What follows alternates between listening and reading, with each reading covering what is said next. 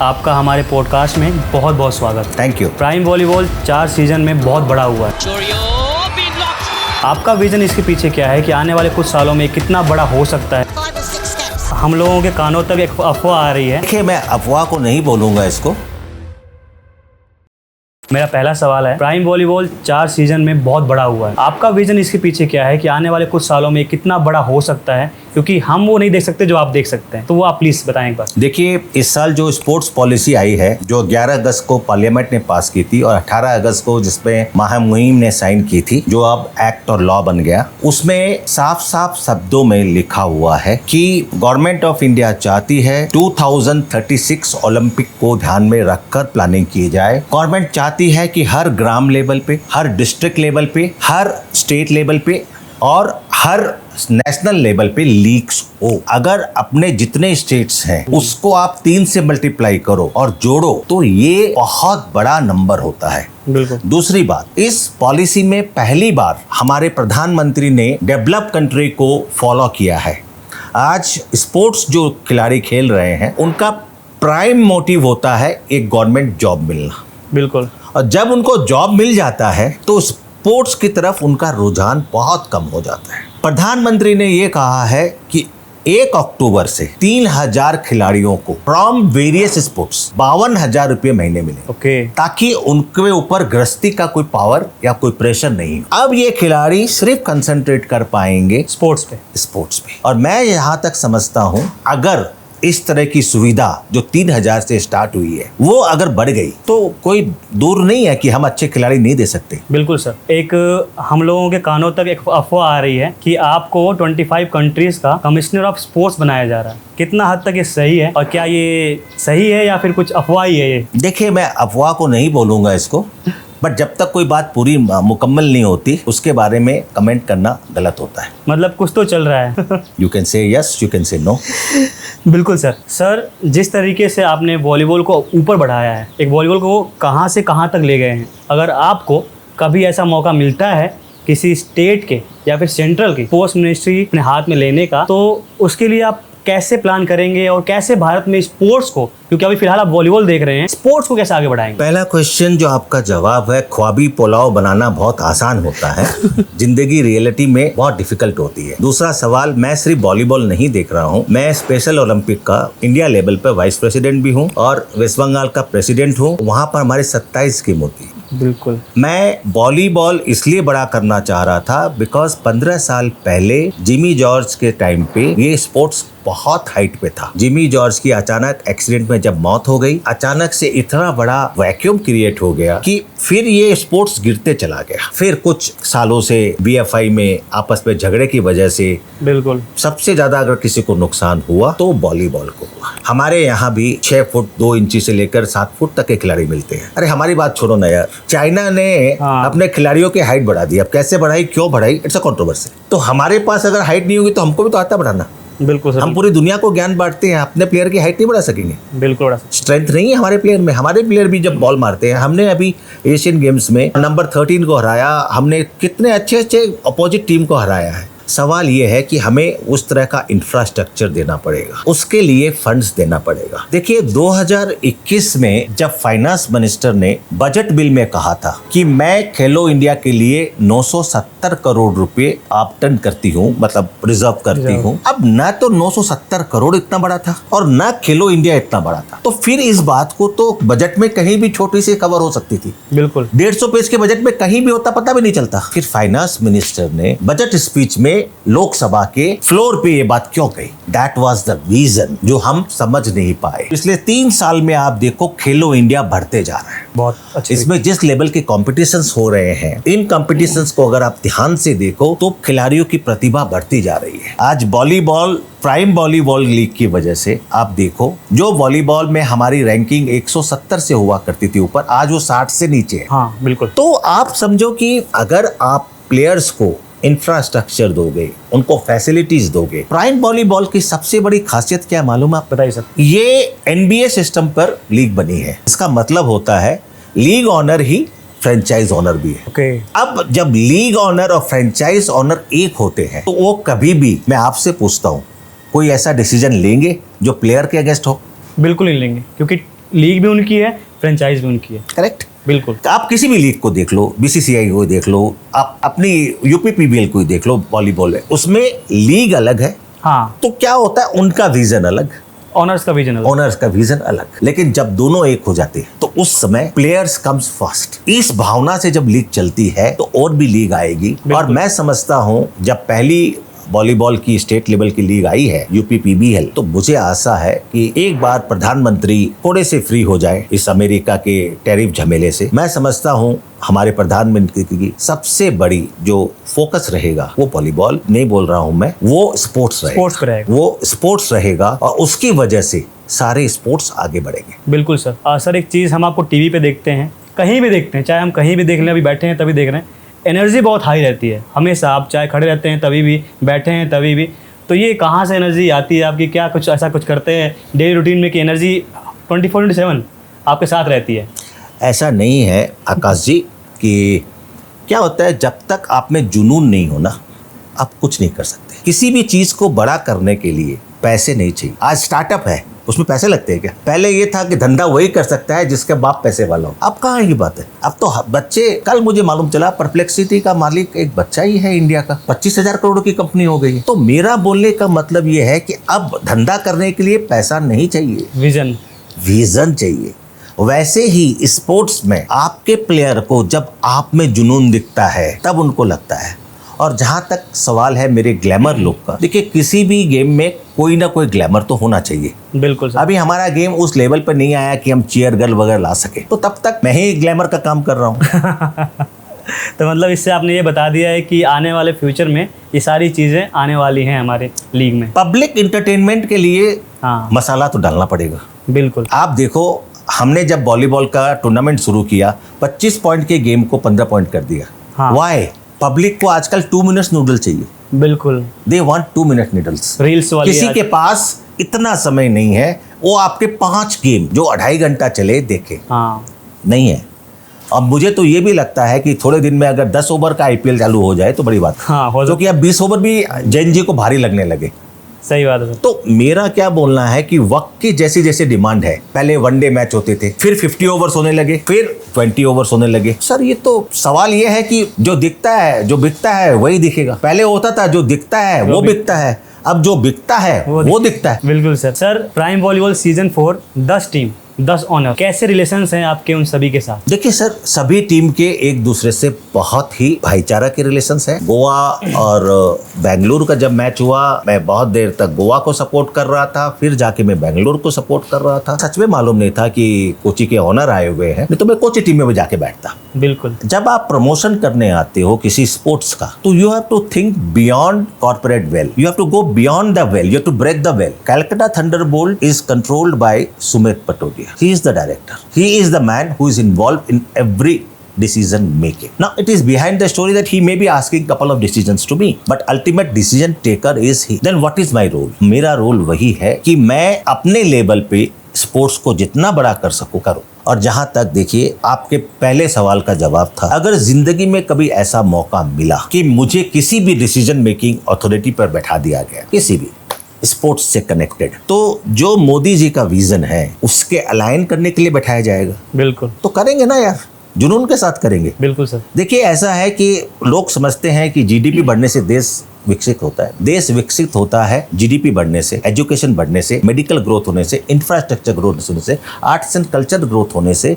इस मेडिकल, आपका military forces होने चाहिए, आपके पास एडवांस टेक्नोलॉजी होनी चाहिए, आपका कम्युनिकेशन सिस्टम बहुत फास्ट होना चाहिए। आप देखो हम कहीं नहीं है, हम हर जगह टॉप पे है। इंडिया से बेटर इंटरनेट कनेक्टिविटी कहीं नहीं है, इतनी सस्ती दुनिया में कहीं नहीं है। आप इंफ्रास्ट्रक्चर 130 किलोमीटर रोड हम रोज बना रहे हैं। आप आ जाओ मेडिकल, यूएस मेडिकल चल रहा है अपने ऊपर है। अब आ जाओ एजुकेशन में अगर इन्होंने रिस्ट्रिक्शन डाल दिया अभी, कि भारत के लिए अच्छा है। अभी तक हम वहां जाते थे, अब वो यहाँ आके यूनिवर्सिटी खोलेंगे। बिल्कुल सर। तो देश के लिए तो अच्छा ही होगा। अब आइए आप, हम पहले सैटेलाइट दूसरे पर निर्भर करते थे, अब हम अपने सैटेलाइट खुद लॉन्च करते हैं और दुनिया के सैटेलाइट भी हम लॉन्च करते हैं। हम मंगल ग्रह पे पहुंचे 1.5 रुपए में पर किलोमीटर, जो कि ऑटो से भी ज्यादा सस्ता। तो मेरा बोलने का मतलब है कि बचे कहाँ? स्पोर्ट्स। उसी का एक अंग और है इंक्लूसिविटी। जब तक ये 2 फैक्टर अलाइन नहीं होंगे ट्रू सेंस में आप कभी भी एडवांस कंट्री हो नहीं सकते। अब इसके 3 ऑप्शन है। पहला कि हम बेहतर इंफ्रास्ट्रक्चर क्रिएट करें ताकि बेहतर एथलीट्स बने, कंपटीशन की भावना हो, एआई को यूज करें। दूसरा, सस्ता सुंदर टिकाऊ, बाहर से हम प्लेयर ले आए, उनको हम खरीद के लाएं, जैसे सारी डेवलप कंट्री कर रही है, उनको सिटीजनशिप दे और फिर उनको खिलाएं,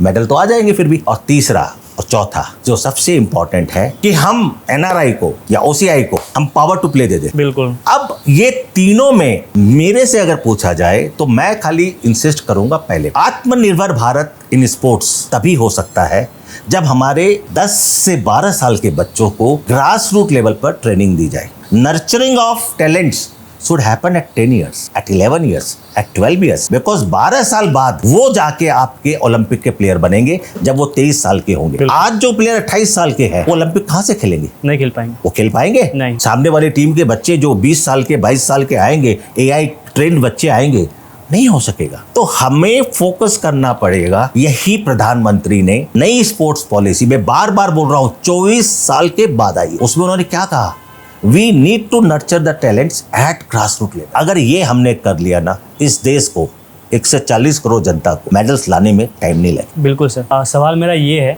कि मैंने पहला ओनर देखा है जो टीम के बारे में कम सोचता है, लीग के बारे में ज़्यादा सोचता है।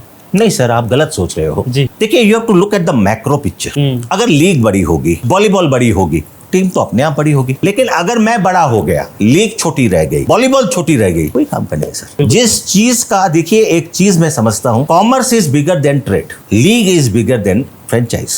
जिस दिन आप इस भावना से काम करने लग जाओगे कि मैं बड़ा बनना चाहता हूं लीग से, उस दिन लीग भी खत्म है और आप भी खत्म। तो आपको मैक्रो देखना। देखिए सर, मेरे को जो मिलना था वो मिल गया। इनॉग्रल सीजन में मैं चैंपियन बन गया। बिल्कुल। इससे 2 फायदे हो गए। पूछिए क्या? बताइए सर। बिल्कुल।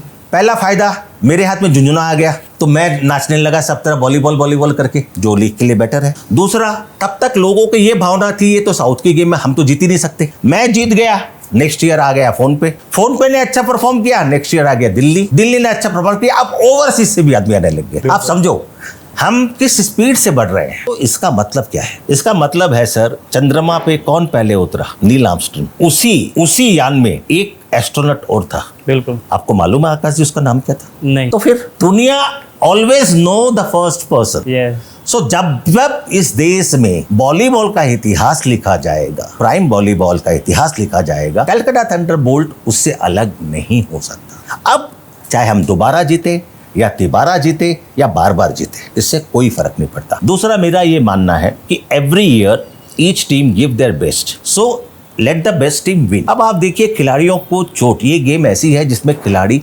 ऑलमोस्ट 12 फीट तक हाइट पर जाता है और नीचे फिर गिरता है वो। हाँ। किसी को भी चोट लग सकती है, नाम नहीं लूंगा। उसमें भी 2 प्लेयर को बहुत बड़ी चोट लगी। बिल्कुल। दूसरा मैच था, उसको आप देखें ध्यान से, तो उसमें दोनों टीम के एक प्लेयर बहुत बुरी तरह इंजर्ड हुए।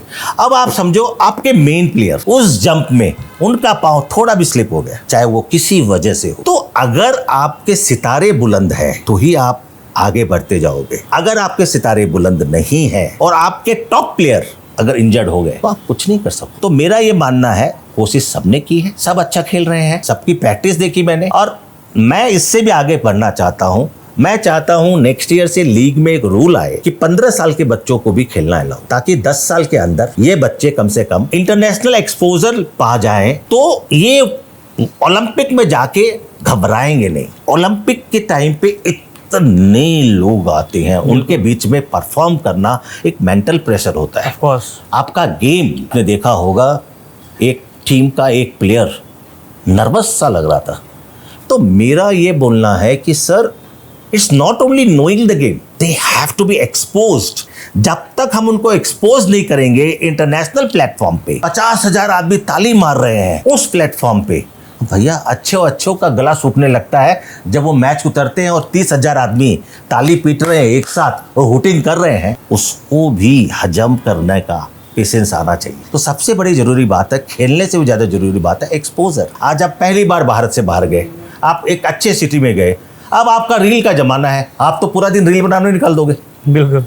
खेल पर क्या ध्यान दोगे आप? तो मेरा ऐसा मानना है कि there should be some restrictions when this players play with, especially this young talents play, they should be only made focused on the game because government of India is going to spend a lot of money in next 10 years. और मैं आपको लिख के बोलता हूँ आकाश जी, इस मेरे interview को आप कभी भी चला के देख लेना, आपको हमेशा दिखेगा मैं आज बोल के जा रहा हूँ अगले 10 साल स्पोर्ट्स के हैं। स्पोर्ट्स इंडस्ट्री सबसे तेजी से आगे बढ़ेगी और अगर मैं गलत नहीं हूं तो इस 10 साल में इंडिया को 1,34,00,000 तो खाली स्पोर्ट्स मैनेजमेंट के आदमी चाहिए, चाहे वो आप हो, चाहे वो कैमरामैन हो, चाहे वो लाइट मैन हो, चाहे वो कंटेंट क्रिएटर हो, ये सब आ गए स्पोर्ट्स मैनेजमेंट में। 1,34,00,000 आप सोच के देखिए हॉस्पिटल 24 घंटे चलते हैं, 365 दिन चलते हैं, रेस्टोरेंट 365 दिन चलते हैं, उसी तरह आप देखेंगे गेम्स 24 घंटे चले। और मैं आपको बता रहा हूं अब देश जाग गया है, अब देश समझ गया है कि हमें सही सेंस में सुपर पावर बनना है। आज इनकी आन बान शान पे आ गया है कि हम में इतना दम है कि हम दुनिया पे कुछ भी कर सकते हैं टू रूल द वर्ल्ड। यार वो बच्चे स्पोर्ट्स नहीं खेल सकेंगे, क्या बोल रहे हैं? बिल्कुल खेलेंगे। जो एआई गेम्स उनको ट्रेन कर रही है बाहर, हम भेजना बंद कर देंगे तो वो ट्रेन बंद हो जाएगा। बिल्कुल। तो मेरा बोलना ये है, मेरा सोचना ये है कि स्पोर्ट्स में कैरियर बनाने के ऑप्शंस बहुत कम थे, अब वो ऑप्शंस बहुत मिलेंगे। अब कंपनियां इनको जॉब देंगी एंड जॉब पे इनको काम नहीं करना है, इनको सिर्फ फोकस करना है गेम। तो आप समझो एक जमाना था, अगर आपको याद हो, सुनील गावस्कर जब क्रिकेट खेलते थे तो निर्लॉन्स में काम करते थे, उस कंपनी का नाम था निर्लॉन्स। ओके। लेकिन बाकी प्लेयर को जॉब नहीं मिलता था उसमें। अब आने वाले टाइम पे आप देखिएगा 2 साल के अंदर जितने भी अच्छे प्लेयर्स हैं, पहले हो सकता है क्रिकेटर का नंबर आ जाए, जब वो सेलेक्ट जाएंगे तो हो सकता है कबड्डी वालों का आ जाए, हो सकता है वॉलीबॉल वाला को आ जाए, लेकिन इस सब मिला के भी तो 2,000 बच्चे होंगे, 3,000 बच्चे होंगे, 5,000 बच्चे होंगे। नेशनल लीग में खेलने वाले कितने बच्चे? 5,000। उससे ज्यादा तो कंपनियां हैं। बिल्कुल। अगर एक कंपनी 4-4 बच्चे भी ले तो हो गया ना। अगर उनको वॉलीबॉल को टीम बनानी है अपनी कंपनी की तो उनको 10 प्लेयर तो चाहिए। बिल्कुल चाहिए। तो अगर 10 प्लेयर चाहिए तो 500 कंपनी में 5,000 प्लेयर खप जाएंगे। बिल्कुल। तो हमारा तो देश अब रुकने वाला नहीं है। और देखिए ऐसा है, हमारे प्रधानमंत्री की एक खास बात रही है, वो कभी ऑर्डर नहीं देते हैं, वो अनुरोध करते हैं, मन की बात में अनुरोध करते हैं। बिल्कुल। तो मैं तो वेट कर रहा हूं कि हमारे प्रधानमंत्री साहब कब मन की बात पे आके बोले कि मैं चाहूंगा कि देश के एमएसएमई और बाकी सेक्टर स्पोर्ट्स को बढ़ावा देने में देश की मदद करें।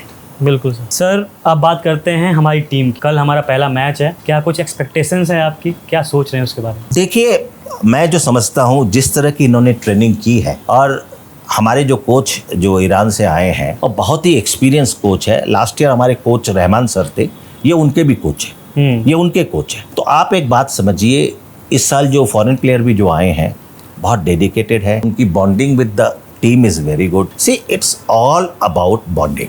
अगर आप में अच्छी बॉन्डिंग है, मैंने वॉलीबॉल में आके एक चीज सीखा, ये सिर्फ ट्रेनिंग नहीं करते, ये उस 30 दिनों में लाइफ भी इंजॉय करते हैं। कभी घूमने चले गए, कभी किसी अच्छे होटल में खाना खाने चले गए, to create a bonding amongst them. और ये बॉन्डिंग बहुत जरूरी है और मैं समझता हूँ ये सब प्लेयर में, हर टीम में है। और जहाँ तक सवाल है, देखो ऐसा है सर, ये कमेंट करना कि हम जीतेंगे या हम हारेंगे, क्या फर्क पड़ जाएगा, अगली गेम तो फिर है। बिल्कुल। हारना गलत नहीं है, लेकिन हार के बाउंस बैक करना वो गलत। अगर बाउंस बैक ना करना रादर, बिल्कुल, वो गलत है। तो हम तो गिरे मैदान जंग में, गिरते घुड़सवार है, वो क्या गिरेंगे जो पैदल चलते हैं। बिल्कुल। तो सर हम तो घोड़े पे सवार है, एक बार गिर गए तो हम थोड़े आउट हो जाएंगे। We are CEAT tyre, born to rule. बिल्कुल। Born tough. आखिरी सवाल इस पॉडकास्ट का कि आप हमारे फैंस को, जो हमें देखते हैं, वॉलीबॉल को देखते हैं, क्या कहना चाहेंगे? मैं अपने प्रैक्टिकली सारे फैंस जो कलकत्ता थंडरबोल्ट के हैं और जो इस वीडियो को देख रहे हैं और जो मेरे पर्सनल फैंस हैं, मैं उनसे एक विनम्र विनिवेदन करना चाहूंगा, कीप चेयरिंग अस, कीप सपोर्टिंग अस। आप हो तो हम हैं, आप हो तो प्लेयर्स हैं। प्लेयर्स खेलते हैं 2 ही चीज के लिए, 1 they love the game, 2 they love your cheers. So अगर आप चीयर नहीं करोगे तो कल कोई प्लेयर नहीं आएगा। और आपका ये support by cheering and supporting the players will be counted as equal support because supply line is equally important for the players. So खाना पीना रहना के अलावा उनको कितना सपोर्ट मिल रहा है फैन से, आप दुनिया बदल सकते हो। मैं नया आया था लेकिन आपने बहुत प्यार दिया, अब तो मैं आपके घर के जैसा हो गया। तो फिर से एक बार परचम लहराना अगर मुझे, तो बिना आपके सपोर्ट के नहीं हो। बिल्कुल सर, बहुत बहुत शुक्रिया कि आप हमारे इस पॉडकास्ट में आए। मतलब बहुत अच्छा लगा आपसे बात करके। धन्यवाद, बहुत बहुत शुक्रिया। मुझे भी बहुत अच्छा लगा। और मैं जाने से पहले एक बात बोल के जाऊँगा, हर रात के बाद सवेरा होता है, हर दिन के बाद रात होती है। तो कोई भी टीम अगर हार गई या कोई भी टीम जीत गई, इससे कोई फर्क नहीं पड़ता। I believe only on one thing, जो मैं अपनी टीम से बोलता हूँ, whether your presence is felt और not, I don't care, your absence must be felt. बिल्कुल आप अगर नहीं हो तो लोग बोलना चाहिए, आज कलकत्ता थंडरबोल्ट होती तो ऐसा होता, वैसा होता। That is more important. सामने तो सभी बड़ाई कर देंगे, आपके एब्सेंस में जब बड़ाई हो तब आपने अच्छा काम किया। And I want each player to behave like a Olympian. बिल्कुल सर, बहुत Thank बहुत you. शुक्रिया।